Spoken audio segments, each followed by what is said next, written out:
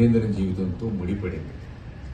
So సాధారణ పౌరులకు తెలియజేయాలంటే మీరే దాన్ని చేరవేయాలి. అందుకనే ఈ వార్తాలోక కార్యక్రమంలో మిమ్మల్ని ఏర్పాటు చేశారు.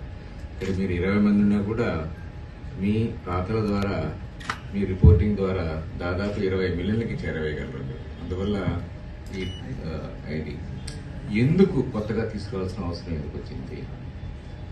ఈ చట్టాలన్నీ కూడా బ్రిటిష్ వాళ్ళు మనల్ని కంట్రోల్ చేయడానికి, పాలకులమైనటువంటి మనల్ని కంట్రోల్ చేయడానికి 150 సంవత్సరాల క్రితం ఇచ్చారు.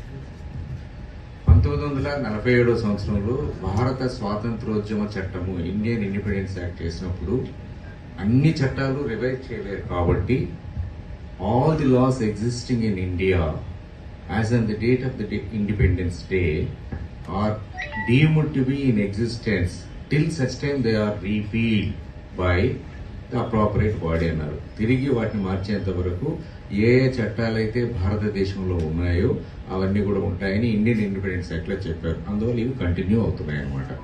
పోలీసు వ్యవస్థ కూడా కలోనియల్గా ఉండడానికి కారణం ఏంటంటే మేము ఇప్పటికి కూడా ఇండియన్ పోలీస్ యాక్ట్ 1861 ద్వారానే ఉంటున్నాం. ఆ దిశలు కూడా అది.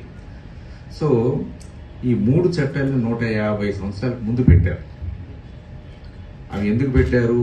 బానిసలమైనటువంటి మనల్ని పాలకులు అణిచివేయడానికి చేశారు. అందువల్ల అది నేరస్తులకు అనుకూలంగా ఉంది. ఎవరు నేరస్తులు? మన పాలకులు నేరస్తులు, అంటే బ్రిటిష్ వాళ్ళు. దీన్ని తీసేయాలనేది ఉద్దేశం. 1955 సంవత్సరం నుంచి కూడా ఈ డిమాండ్ ఉంది. 5th law commission chairman K V Sundaram గారు మొట్టమొదటిసారిగా ఈ 3 చట్టాలని మార్చాలని నినాదం తీసుకొచ్చారు. అంటే అనేక మంది చెప్తూ కూడా వచ్చారు.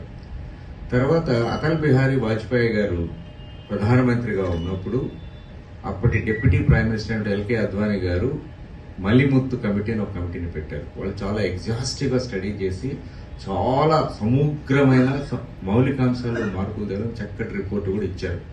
అయితే అటల్ బిహారీ వాజ్పేయి గవర్నమెంట్ మీకు తెలుసు కదా, 13 రోజులు అది ఉన్నందువల్ల అవి ఎందుకు ఆయన